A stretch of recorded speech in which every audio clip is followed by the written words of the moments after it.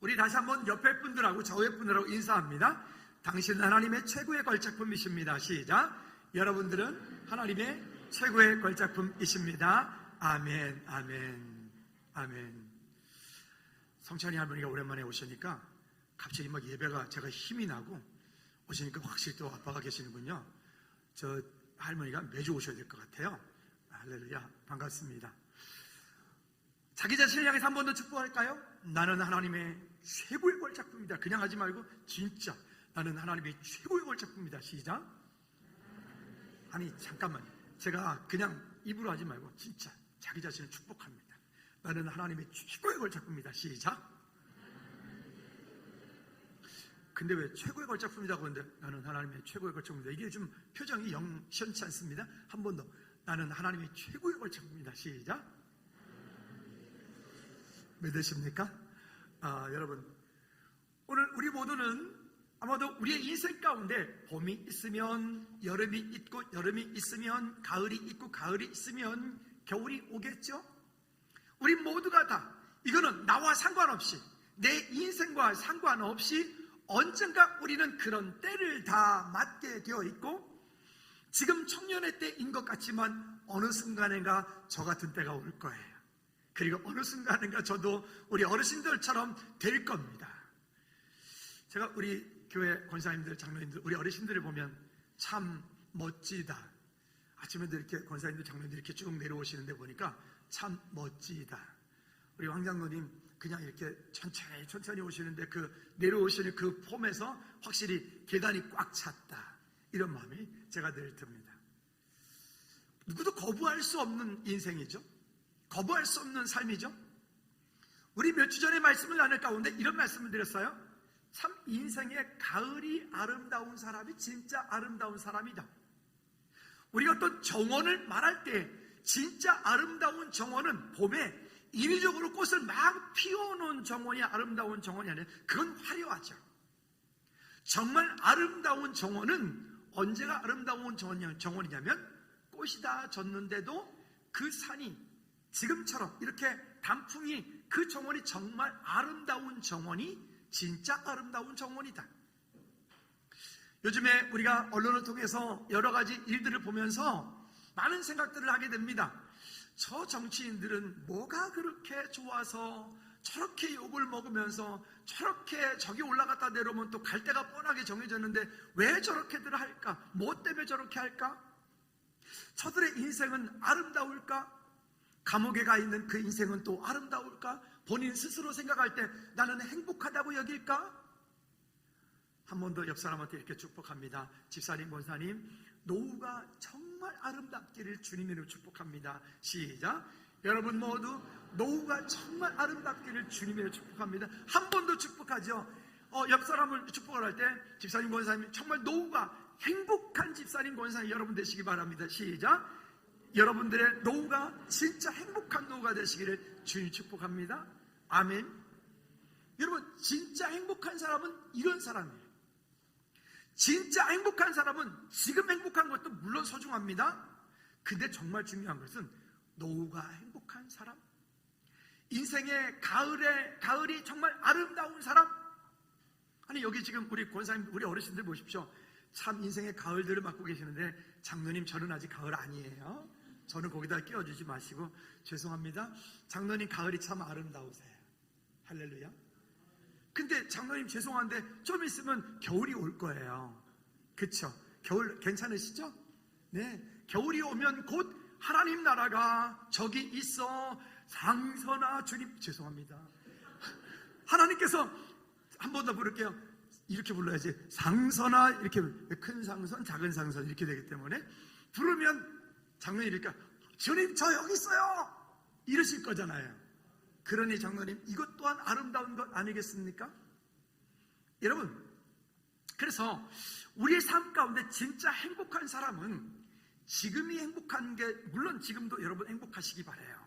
그런데 진짜 행복한 걸 하신 분들은 우리의 노후가, 우리의 가을이, 인생의 가을이 진짜 행복한 사람, 진짜 아름다운 사람, 그런 저와 여러분들이 되어지기를 다시 한번 주님의 이름으로 축복합니다. 한번 따라합시다. 내 영혼아, 내 인생의 가을에 행복하길 원한다. 아멘. 자기 자신을 축복했다면 한 번 더 축복합니다. 하나님, 제 인생에 가을이 아름답게 하옵소서. 할렐루야. 자, 그렇다면 그러한 가을, 그러한 인생의 행복한 아름다운 사람이 되어지려면 어떻게 하면 될까? 어떤 사람이 될까?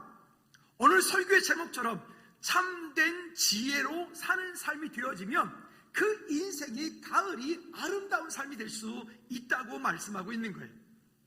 오늘 지금 고린도전서 2장에 대한 이야기를 하고 있고 교회에 대한 이야기를 하고 있지만 이 고린도전서가 전체 이야기는 우리 모두에게 해당되어진 말씀이죠. 근데 이 말씀을 보면 나중에 고린도전서 13장, 거의 13장은 끝장입니다.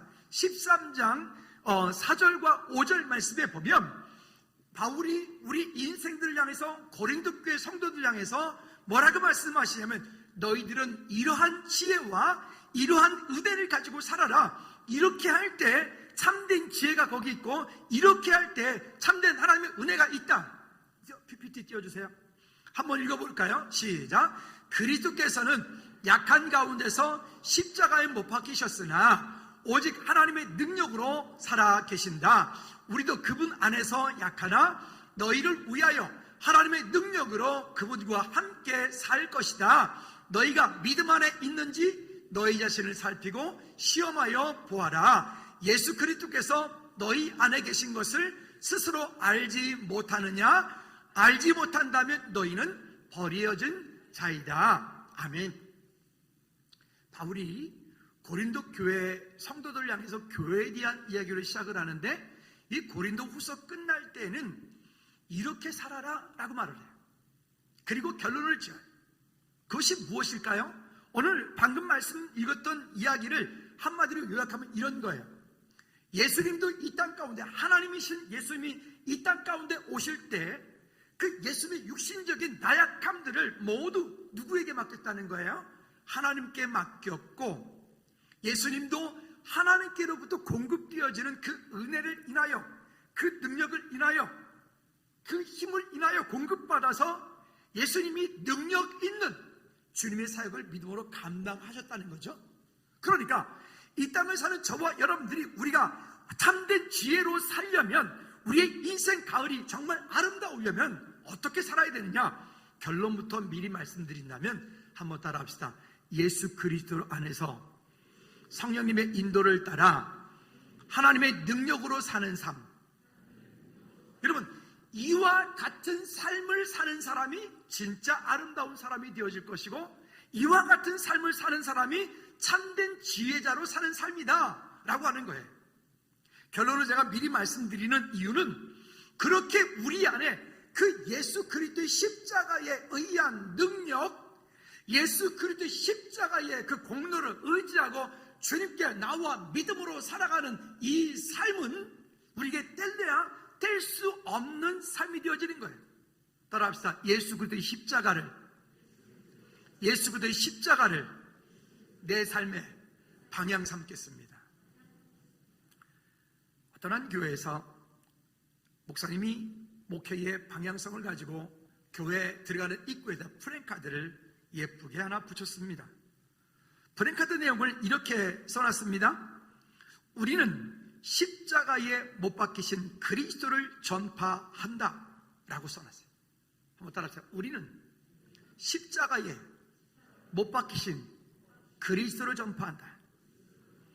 그러니까 목사님은 그 목회의 방향성을 우리는 십자가에 못 박힌 그리스도를 전파한다 라고 하는 방향성을 가지고 프랜카드를 붙였어요. 그리고 이렇게 몇 년 동안 지나는 동안에 어쨌든 그렇게 강단에서 십자가가 선포되어지고 복음이 선포되어지고 예수님이 그리스도인 것이 선포되어지고 등등 이렇게 쭉 되어져 가는데 어느 순간인가 교회가 성장을 했습니다. 감사하게도 그 교회 구성원들이 나름 그래도 살고 먹고 사는데 큰 문제 없이 이런저런 일들은 있겠지만 그저 편안해 갑니다. 그리고 강단에서 계속 십자가, 그리고 강단에서 계속 예수 그리스도라고 하는 선포금이 선포되어지는데 어느 날 성도들 안에서 말이 나기 시작을 합니다. 어떤 말이 시작하느냐? 왜 하필 죽음이야? 십자가의 죽음보다 그리스도의 모범적인 삶, 주님께서 이 땅 가운데 행하셨던 많은 기적과 이적들, 이와 같은 것들인데 왜 굳이 꼭 십자가만 져야 돼? 왜 굳이 꼭 십자가를 해야 돼? 그 십자가가 불편한 거예요. 거기에 써있는 십자가가. 여러분들에게 제가 질문 던집니다. 여러분, 십자가가 불편하십니까? 여러분, 예수 그리스도의 십자가를 져라 라고 하는데, 그죠? 그 하나님의 영광을 얻기 위하여 주님께서 우리 각 사람께 주신 그 축복을 우리가 이 땅 가운데 누리기 위하여 따라합시다. 십자가를 져라. 십자가를 지란 얘기는 고난이 내게 있으란 말이에요. 예수님 때문에 핍박받고 예수님 때문에 우리가 세상 가운데서 현치 못한 억울한 일들도 등등에 있다는 얘기죠. 십자가를 지란 말이에요. 근데 이 성도들이 그런 말에 자꾸만 시험 들기 시작합니다. 아니, 예수님의 사역에는 십자가의 사역 말고도 능력의 사역도 있고 고치는 사역도 있고 가르치는 사역도 있고 등등등등 많은 사역들이 있는데 굳이 왜 꼭 십자가여야 돼? 그러니까 목사님한테 건의합니다. 목사님, 저기에서 저 십자가를 빼십시오. 목사님이 그 여론에 못 이겨서 십자가를 빼고 이렇게 다시 프랭카드를 붙입니다. 따라해 볼까요? 우리는 그리스도를 전파한다. 좀 더 낫지 않으세요? 우리도 어때요? 좀 더 괜찮지 않으세요? 우리는 그리스도를 전파한다. 괜찮잖아요. 근데 또 그렇게 또 초점을 맞추고 선포하고 복음을 증거하다 보니까 어느 순간인가 또 그 그리스도가 또 불편해. 아니, 왜 강단에서 꼭 그리스도 말고, 왜 꼭 십자가 금 빼고 그리스도 말고?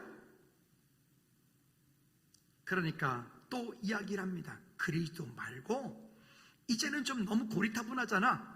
너무 성경 얘기만 하잖아. 그리고 그것 말고도 많은 이야기들이 있는데 왜 꼭 그래야 돼? 이 사회적인 상황도 이야기하고 정치적인 상황도 이야기하고 경제도 이야기하고 도덕 윤리도 이야기하고 설교가 좀 뭔가 좀 클래식하고 설교가 좀 뭔가 좀 그래도 좀 있음직하고 뭔가 좀 그래야 되는 거 아니야?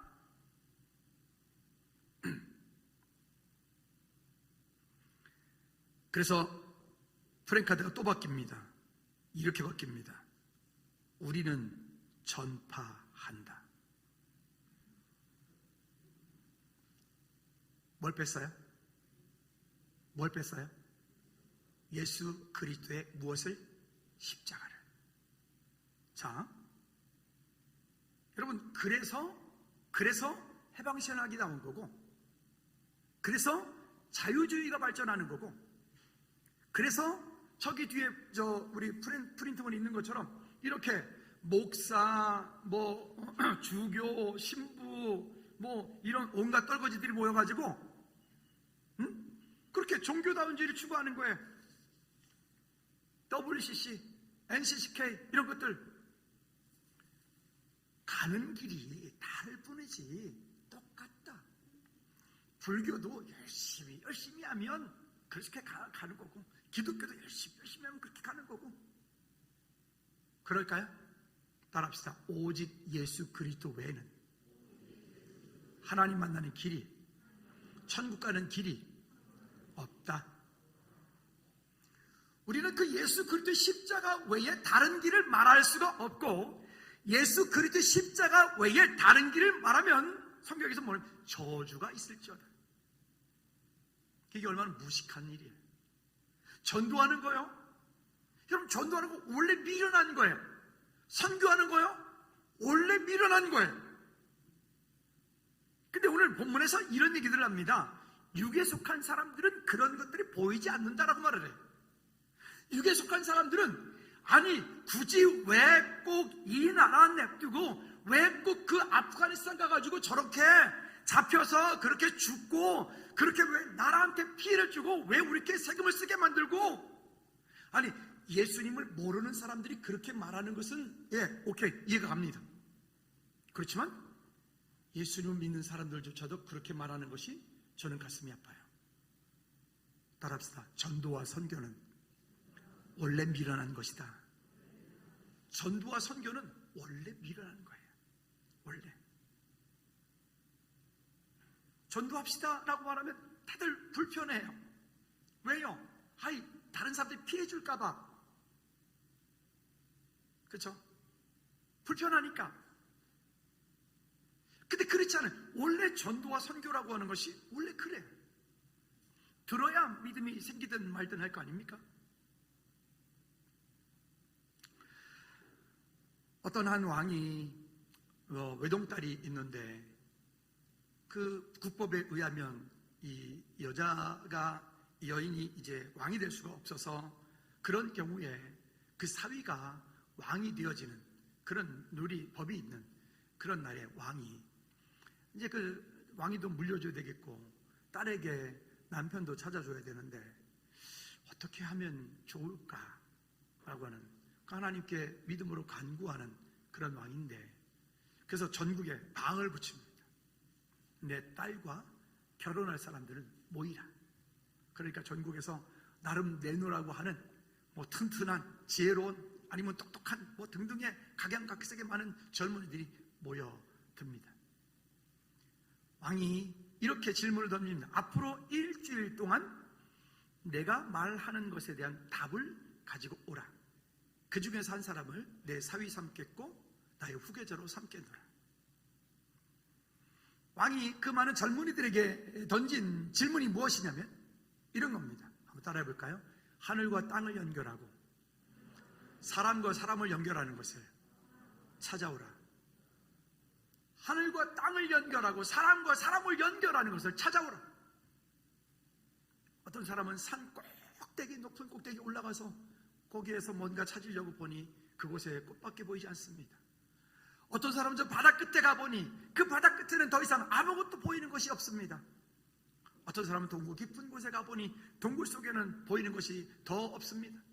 등등등등.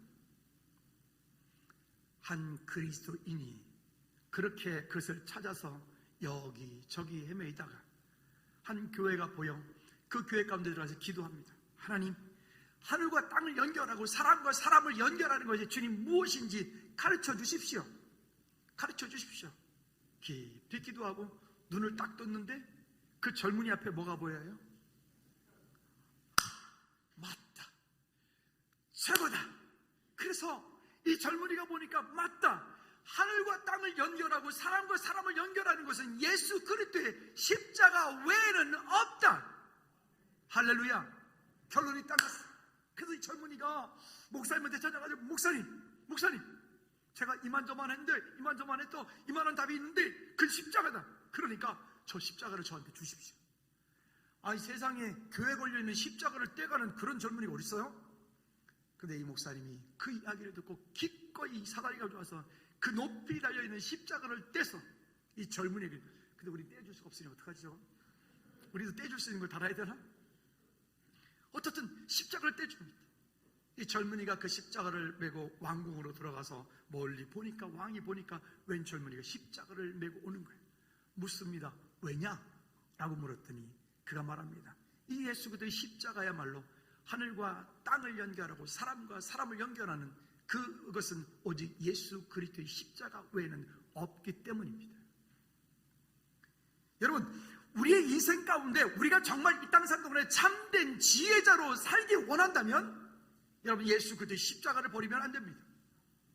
우리가 정말 이 땅 사는 동안에 진짜 지혜롭고 우리의 인생의 가을이 아름다운 믿음의 사람들이 되기 원한다면 예수 그리스도의 십자가를 우리가 멀리하고는 우리 그 사랑을 그 은혜를 우리 이 땅 가운데 누릴 수 없습니다.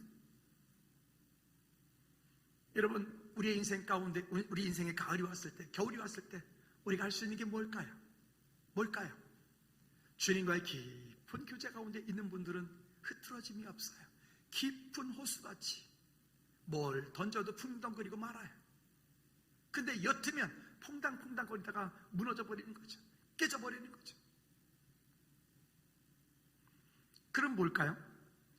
어찌 보면 이 예수 그리스도의 십자가, 바울은 예수 그리스도의 십자가를 얘기할 때 뭐라고 말씀하죠? 말과 지혜의 아름다운 것을 하지 않는다. 말과 지혜의 아름다운 것을 하지 않는다. 뿐만이 아니라 바울은 말하기를 예수 그때 십자가에 못 박힌 것 외에는 내가 아무것도 알지 않기로 작정하였다. 여러분, 바울만큼 똑똑한 사람이 어디 있어요? 바울만큼 그 언변술이 능한 사람이 어디 있으며 바울만큼 그 시대 최고의 수학을 공부한 사람이 어디 있겠어요? 근데 바울이 말하기는 것은 그렇게 말하는 거예요. 바울뿐이겠습니까? 성경에 기록되어져 있는 많은 믿음의 사람들, 믿음의 조상들을 보면 그들은 하나같이 다 대단한 사람들일지도 모르겠어요. 근데 그들이 정말 대단하다고 여겨지는 것은 그들이 똑똑하고 지혜가 많고 많은 학식을 가지고 있기 때문이 아니라, 한번 따라합시다. 그들은 예수 그리스도의 십자가를 몸으로 졌고 행동으로 옮겼던 사람이다. 그들이 위대한 이유는 그런 거예요. 이 땅에 우리가 그리스도인으로 살면서 왜 내 삶 가운데는 그리스도의 능력이 나타나지 않을까? 왜 내 삶 가운데는 예수 그리스도의 십자가의 능력이 나타나지 않을까? 그것은 내가 마음속으로만 예수님을 믿고 있기 때문에 그래요. 내 삶으로 예수 그리스도를 증거하지 않기 때문에 그래요. 여러분, 오늘 우리 각 사람 가운데 맡겨진 귀한 삶을 통하여 여러분 직장에서, 여러분 가정에서, 여러분 부서에서 여러분 속한 일들을 감당을 할 때 그 예수 그리스도의 십자가를 당신이 지십시오가 아니라 제가 지겠습니다. 우리 찬송 있잖아요. 주님 내가 여기 있사오니 나를 보내소서. 한동안 참 많이 불렀는데 요즘엔 그 찬양을 아무도 안 불러. 목사님 우리 그래서 그런데 이거 한번 찬양 좀 했으면 좋겠어요. 우리 금요 찬양 예배할 때 주님 내가 여기 있사오니 나를 보내소서. 우리나라 한국교회가 발전할 때 교회들마다 기도원들마다 그 십자가에 대한 찬양이 구주의 십자가 보혈로 그 십자가의 찬양을 어마어마하게 불렀어요. 그런데 어느 순간인가 여러분 이거 아십니까? 한국교회 예배 가운데 예수 그리스도에 관한 십자가에 관한 찬양이 완전히 사라졌다는 거예요. 그만큼 뭐예요? 십자가 싫다는 거예요. 영광은 좋은 높임을 받고 박수는 받고 싶은데 그 십자가는 내가 지기 싫으니까 이렇게 하는 거죠. 주님 제가 저기 있사오니 죄를 보내소서. 수경목사님 가요. 대신 가시라고. 주님 제가 저기 있사오니 우리 장로님들 보내소서. 아멘. 다시 기회를 드릴게요. 주님 우리 장로님들 저기 있사오니 장로님들 보내소서. 아멘 좀 해봐요. 진짜 너무하네. 나만 가라는 거야 그러면 지금? 주님 내가 여기 있사오니 나를 보내소서. 여러분 한번 이번 한 주간 동안에 여러분 정말 그 십자가에 그리스도에 관한 십자가에 관한 찬양을 한번 골라서 불러보십시오. 한번 예수 그리스도의 십자가의 능력이 우리 삶 가운데 어떻게 나타나지는지. 그러니까 그 다음 절에서 6절, 7절, 9절, 10절까지 계속 말씀을 합니다. 다른 복음을 전하는 자들에게는 저주가 있다. 즉 그것이 천사라 할지라도 다른 복음을 전하는 자들에게는 저주가 있다. 여러분 예수 그리스도의 십자가의 구원, 예수 그리스도의 십자가의 능력, 이것이 아닌 다른 것들을 우리가 전할 수도 없고 전해서도 안 되고, 구원에 관한 부분을 얘기할 때 갈라디아 1장 6절 10절까지 말씀하고 있는 이 부분을 보면 그 어떤 것이라도 안 된다. 그러니까 이와 같은 종교다원주의 안 되는 거예요. 지식주의 안 되는 거예요. 여러분 우리 제자훈련 교제 사관에서 이런 가톨릭에 대한 얘기, 이단들에 대한 얘기를 많이 해요. 지금 많이 하고 있고 다음 주에는 이제 그 문화특강을 수요일날 하게 될 텐데 문화 속에 담겨져 있는 그런 사탄의 전략이 어떤 것인지 이런 이틀에서 하게 될 텐데 우리가 이런 것들을 가만히 보면요 자꾸만 세상이 예수 그리스도가 아닌 다른 걸 얘기하려고 해요. 우리가 새벽 시간에 계속 말씀을 보았지만 여러분 구원받기 위해서 이렇게 하여라 라고 하는 성경이 없다니까요. 그렇게 말하지 않는다고요. 그러면 이렇게 말을 해요. 구원받은 너희는 이렇게 하여라. 다른 거예요. 구원받기 위해서 우리의 행위를 요구하는 게 아니고요. 구원받은 주의 백성은 너희는 이렇게 살아라고 말하는 거예요. 그건 다른 거예요. 할렐루야. 그러니까 하나님의 능력 가운데 그 예수 그리스도의 십자가를 우리가 붙잡고 있다면 이 땅 가운데 주저함이 없고 흔들림이 없고 떨림이 없는 거예요. 승리하시기를 주님의 이름으로 부탁을 드립니다. 그러니까 디모데전서 2장 5절 말씀에도 보면 하나님은 한 분이시고 또 하나님과 사람 사이의 중보자도 한 분이시니 따라합시다. 곧 사람이신 그리스도 예수라. 아멘. 그러니까 오직 한 분 예수 그리스도 외에는 다른 것을 말할 수도 없고 그 예수 그리스도의 십자가의 능력 외에는 우리가 선포할 수 없단 말이에요. 두 번째는요, 사람의 지혜 있지 않고 하나님의 능력으로 나타나진다. 즉 하나님의 일들을 믿음으로 감당할 때는 우리는 내가 무언가를 많이 알아야 된다고 생각해요. 내가 어떤 그 성경적인 지식을 많이 알아야 된다고 생각하고요. 내가 뭔가를 해야지만이 된다. 물론 그게 필요 없다는 얘기는 아니에요. 그런데 그것이 우선되면 내 행위가 기준이 되어지면 안 되고요. 성령님의 도우심과 인도하심이 거기에 먼저 있어야 됩니다. 왜냐? 5절에 보니까 후반절에 이렇게 말합니다. 다만 하나님의 능력에 있게 하려 하였노라. 무엇이? 너희의 믿음이 사람의 지혜에 있지 않다. 사람의 지혜에 있지 않다. 할렐루야. 전도 여러분 어렵다고 느껴지잖아요. 왜 어렵다고 느껴질까요? 한번 따라해 볼까요? 안 가서, 안 해서, 크게 해봐요. 안 해서, 안 하니까 전도가 어렵다. 안 해보니까 그래.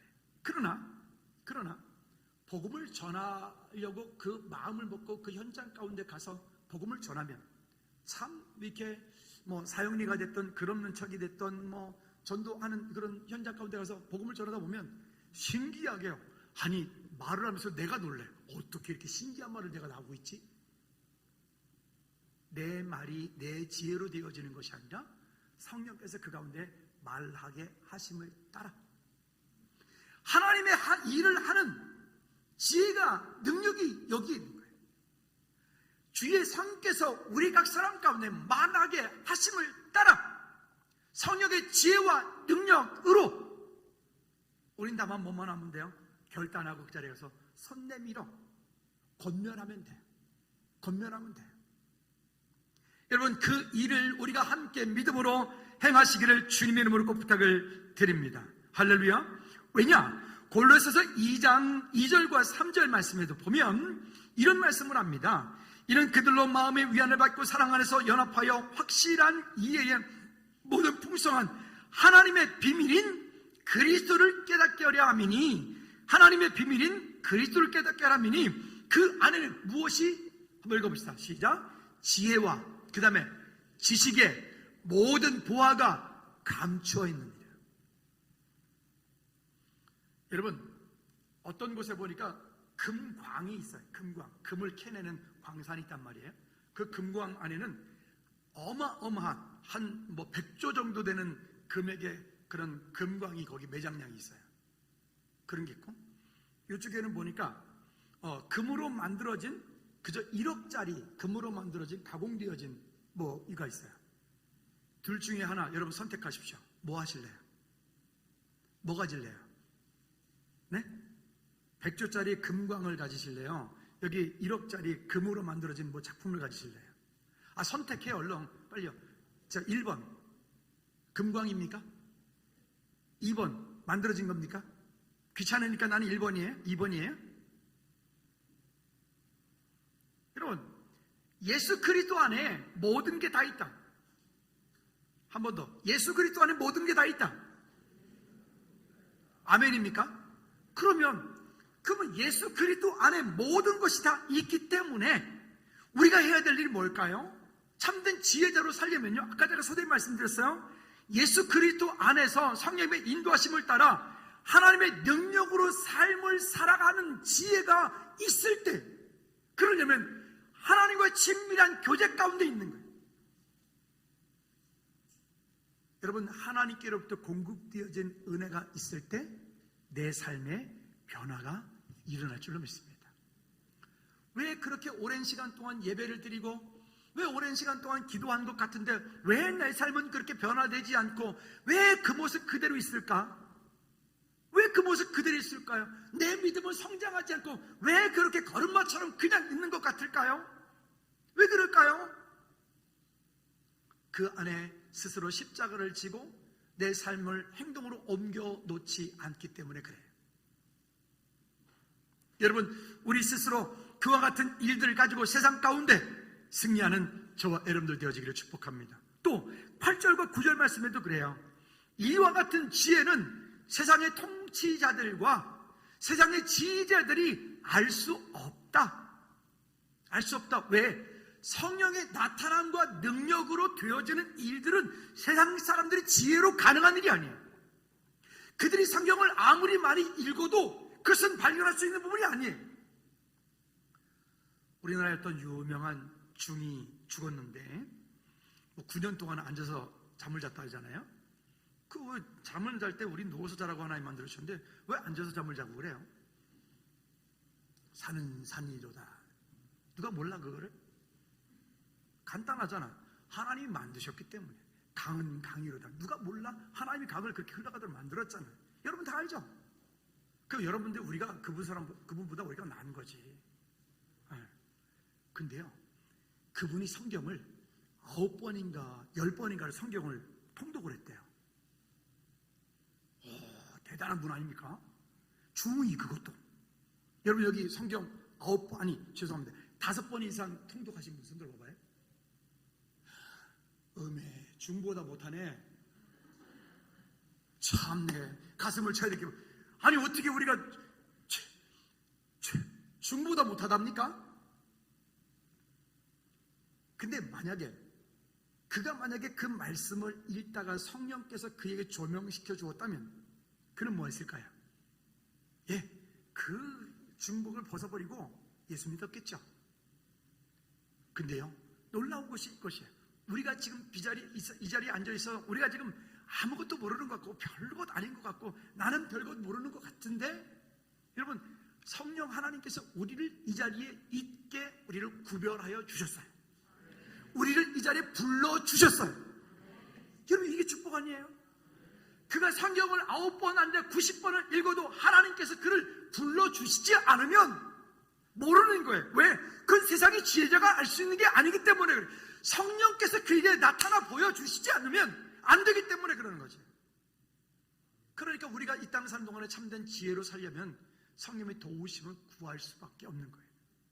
따라합시다. 성령 하나님, 저로 하여금 깨닫게 도와주세요. 자, 세 번째는 참된 지혜는 성령의 인도 따라 사는 삶이다 라고 하는 것입니다. 여러분 꼭 기억하십시오. 세상적인 어떤 지혜를 가지고 무언가를 하나님의 일을 한다? 아닙니다. 그거 곧 무너집니다. 세상적인 어떤 지혜를 가지고 하나님의 일을 나는 똑똑하게 한다? 죄송하지만 그 똑똑한 것 아무것도 아닙니다. 그게 아니고요, 예수 그리스도 안에서 성령님의 인도 따라 사는 삶이 되어야 되는데, 오늘 본문에서 이런 말씀을 합니다. 자, 10절과 11절 말씀 우리가 읽지는 않았지만 중간에 보니까 성령은 모든 것 곧 하나님의 깊은 것까지도 통달하시느니라. 우리가 성령님을 구해야 되는 이유예요. 우리가 여러분들 기도할 때 앉아서 제일 먼저 기도하실 때 여러분 어떻게 기도하십니까? 저는 이렇게 앉을 때 거의 습관적으로 이렇게 하면, 성령 하나님 오늘 이 기도를, 제가 하는 기도를 주님 도와주세요. 성령께서 생각나게 가르쳐주세요. 성령님의 도우심을 먼저 구해요. 모든 것을 다 마찬가지로. 왜요? 그 성령님을 구할 때, 그래서 우리가 예배할 때 여러분들이 그냥 찬양하신지 모르겠지만 사실은 금요 찬양 예배가 됐던 주일 예배가 됐던 찬양 첫 곡은 우리 목사님이나 전사님들이 항상 첫 곡은요 성령님의 임재를 구하는 찬양을 해요. 성령님의 도우심을 구하는 찬양을 해요. 여러분 그냥 들으셨는지 모르겠지만 사역자들은 어떻게 곡을 선곡할 건지, 어떻게 곡을 진행할 건지, 그거에 대한 생각들을 정말 많이 하고 기도해요. 왜요? 성령님이 그 가운데 주인 되어 주셔야 되기 때문에 그래요. 이것뿐일까요? 여러분 가정에서는요? 여러분 직장에서는요? 여러분들이 하고 있는 그 일 가운데는요? 따라합시다. 성령 하나님, 이곳에 임재하여 주소서. 할렐루야. 그래서 성령님을 구하지 않고 하나님의 일을 하는 것 자체가 그거는 인간의 일이 되어져 버린 거예요. 자, 그런데 그 다음 절에 보면 여기에 14절 말씀에 보면 그런데 육신에 속한 사람에 대한 얘기가 나와요. 14절에 보면 같이 읽어볼까요? 시작. 육신에 속한 사람은 하나님의 성령의 일들을 받지 아니하나니 이는 그들이 그에게는 어리석게 보이며 또 그는 그들을 알 수도 없나니 그러한 일은 영적으로 분별되기 때문이라. 육신에 속한 자. 근데 유다서 1장 9절 말씀을 요약해서 보면 이렇게 말씀을 하면 육신에 속하면 하나님의 일이 안 보이고 육신의 일만 보여. 그런데 그런 사람들을 일컬어서 뭐라면 성령이 없는 자, 또 성령이 떠난 자라고 말을 해요. 육신에 속하면. 근데 이 부분은 두 가지를 말을 해요. 첫째는 뭐냐면 정말로 예수님과 관계없는 세상의 사람, 예수님과 전혀 관계없는 세상 사람, 육신에 속한 사람, 주님과 관계없는 그런 사람에 대한 일을 얘기할 때 그 육신에 속한 사람이라고 하는 부분이 한 가지 의미가 있고 이 두 번째 의미가 우리에게 해당되는 거예요. 그리스도 안에 있으나 성령의 일이 뛰어남보다 육신의 일이 내 안에서 더 높이 역사되어지는 사람.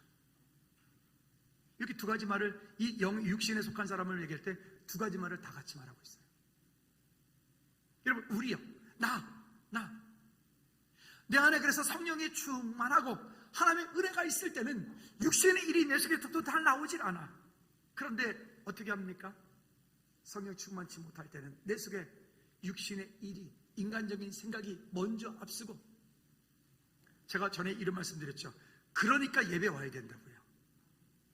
한번 따라합시다. 그러니까 예배 와야 된다. 그럼 여러분 그 앞에 그러니까를 한번 여러분 보세요. 뭐 있죠?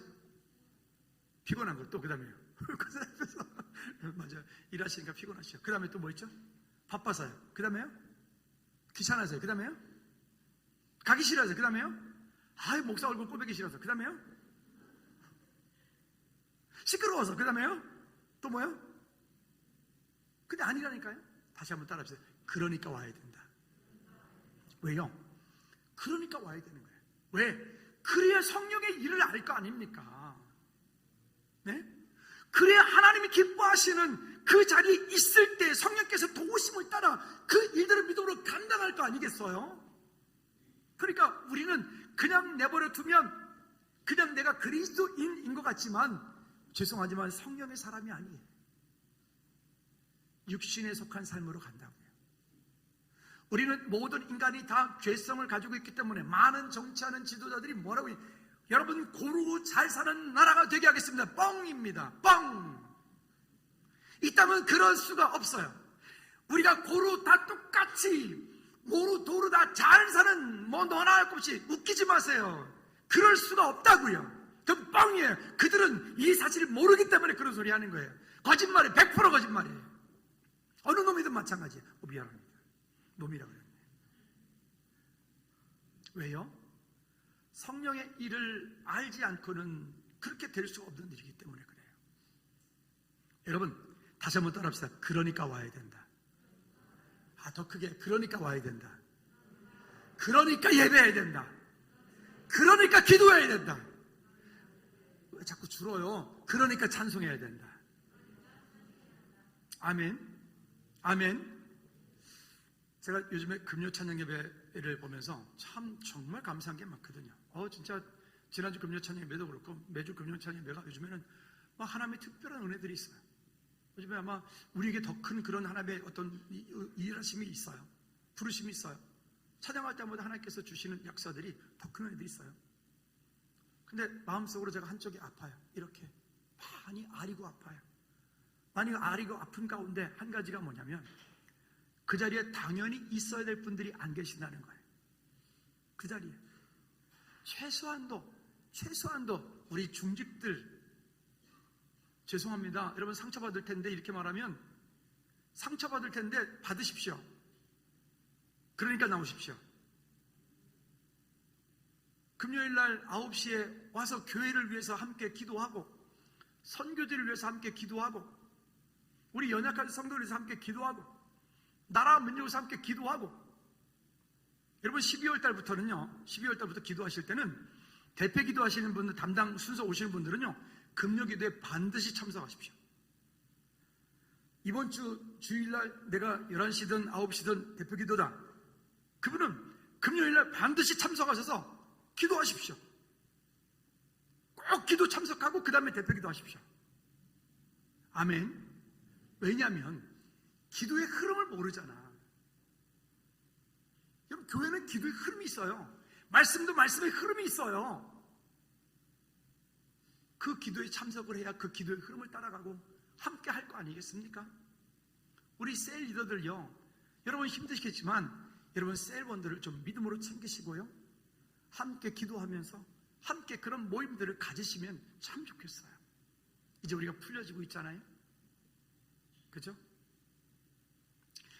다시 한번 주님의 이름을 꼭 부탁을 드립니다. 따라합시다. 육신에 속한 사람처럼 살지 말자. 한 번 더, 육신에 속한 어리석은 사람처럼 살지 말자. 아니 지금 방금 우리가 말씀했잖아요. 그 14절에서 육신에 속한 쭉 얘기하면서 이런 사람은 그에게는 어리석게 보임이에요. 그렇죠?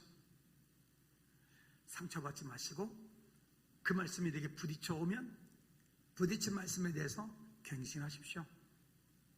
그리고 하나님께 구하십시오. 하나님, 그렇게 할 수 있도록 힘 주십시오. 이길 수 있도록 은혜 베풀어 주십시오. 아멘. 승리하시기를 주님의 놓고 부탁을 드립니다. 말씀의 결론을 맺겠습니다. 16절 말씀 볼까요? 이렇게 말씀을 합니다. 누가 주의 마음을 알아서 주를 가르치겠느냐? 그러나 우리가 그리스도의 마음을 가졌느니라. 따라합시다. 나는 그리스도의 마음을 가졌다. 여러분 정말 주님의 마음을 가지셨습니까? 우리가 자녀를 키울 때 그 자녀가 어떤 일을 당하거나 자녀가 어떤 어려움을 당할 때 여러분 어떠세요? 마음이 아리죠? 아프죠? 힘들죠? 우리가 그리스도의 마음을 가졌다면 우리를 바라보고 우리 이웃을 바라보고 우리 공동체 가운데 연약한 분들을 바라보고 우리가 함께 가슴 아파하셔야 돼요. 그 눈물이 메말라 있다면 우리는 지금 십자가를 멀리하고 있는 것과 똑같아요. 하나님, 내게 그 눈물이 메말라 있습니다. 지금 연약하여 쓰러져가고 있는 저 사람을 보아도 감동이 없습니다. 하나님, 내가 지금 예배 가운데 오지도 않고 또 하나님 직분을 받았음에도 하나님 일주일 가운데 주일 예배 달랑 한 번 드리고 하나님 그리스도인이라고 말하는 하나님, 내게 주님 나를 책망해 주십시오. 여러분 불편하십니까?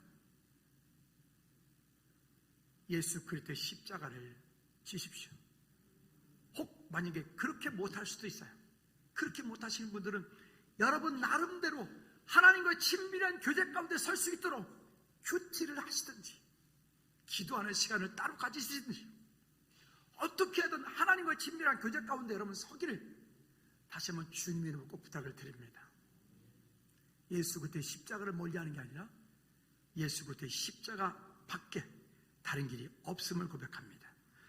우리 아까 찬양했는데 창심 나오죠. 아까 찬양했는데 우리 후렴부터 찬양합시다. 십자가 위에 못 박히신 주님, 나를 살리고 나를 구원하셨네. 정말 십자가의 새 생명을 주신 그 십자가의 능력을 붙잡고 우리가 찬양할 수 있도록 우리 같이 한번 자리에 일어나셔서 우리 함께 찬양하십시다. 십자가 위에 못 박히신 주님, 후렴부터 찬양합니다. 십자가 위에 십자가에 못 박히신 주님,